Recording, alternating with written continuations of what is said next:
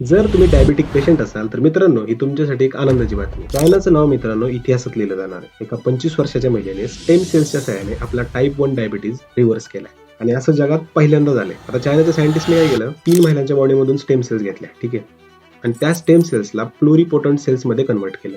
आता याच्यासाठी त्यांनी यामानाका फॅक्टर वापरला. आता यामानाका फॅक्टर काय आहे की एक शियाना यामानाका एक चायनाचे मोठे सायंटिस्ट आहेत, त्यांनी यामानाका फॅक्टरचा शोध लावला आणि याच्यासाठी त्यांना नोबेल प्राइज सुद्धा भेटलेले. याचा वापर करून त्यांनी रिप्रोग्रामिंग केली आणि त्याला या प्लुरिपोटंट सेल्सला इन्सुलिन मेकिंग सेल्स मध्ये कन्वर्ट केलं. आता ज्यावेळेस ते प्लुरिपोटंट सेल्स इन्सुलिन मेकिंग सेल्स मध्ये कन्वर्ट झाले ना, त्यावेळेस त्यांनी ते प्राण्यांवरती वगैरे पहिल्यांदा ट्रायल करून बघितलं.